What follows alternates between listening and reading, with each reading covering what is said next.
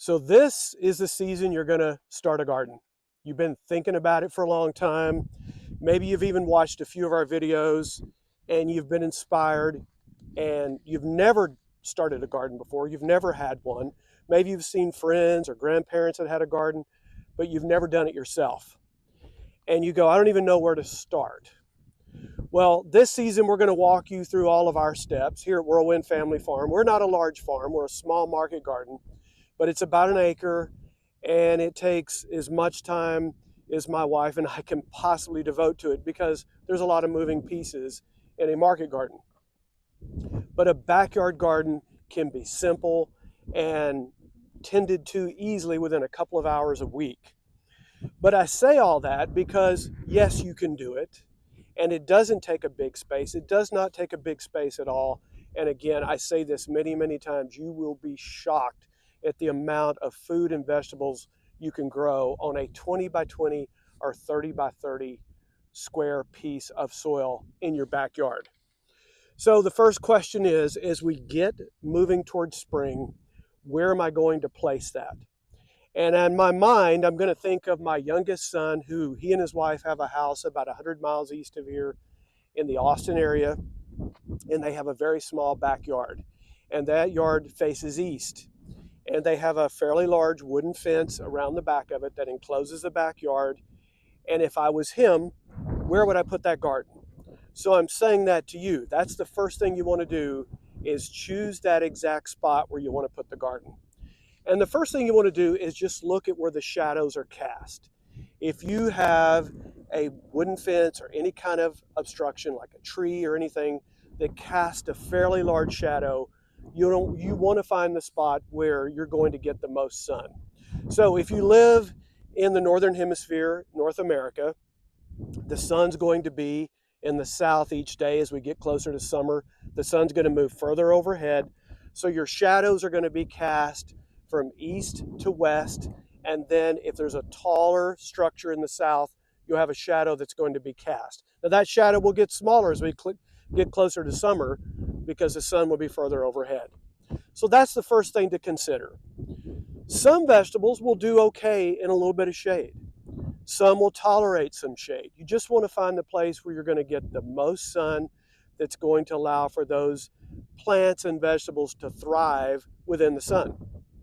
So that's your first thing that you have to figure out, is placement. And a lot of you, as my son, as I think of his backyard, it's not a big area, so you've got a small area to choose from, and you do not have to use the whole backyard.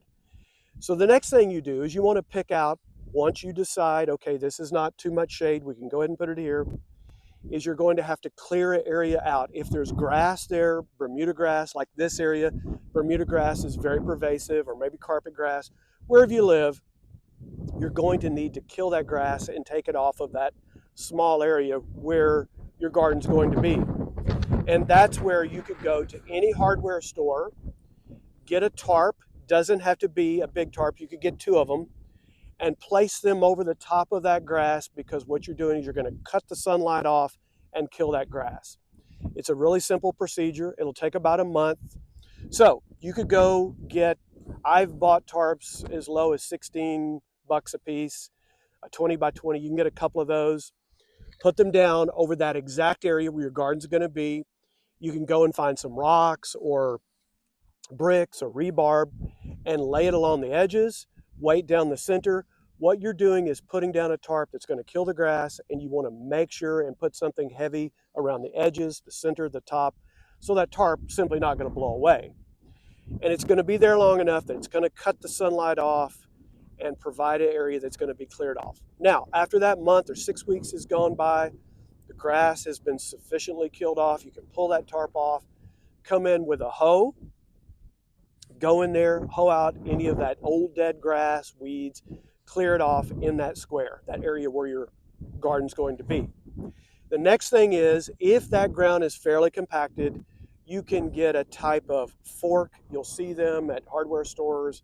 All the major hardware stores have them, broad fork or small fork, and just go in by hand and break that soil up. If you want to be a little bit more industrious, and you can rent a rotiller, this is the only time you're going to ever need it, is get a rotiller, go in there and break that soil up, break up that top 6 or 7 inches.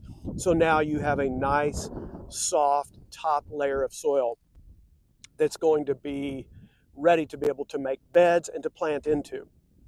So that's what you do. You've set down your tarp, you've cut off the sunlight, you've made an area that's now opened up, the soil has been broken and loosened up, and you're ready to go in and set your beds, put down your compost, and start to make them. So really it's that simple. Finding a place that's not casting too big of a shadow, there's not a tree in the way or a tall fence that's casting too much. So it might be in the center of that yard or maybe over to the right side of that yard. It just depends on your location. And that's key.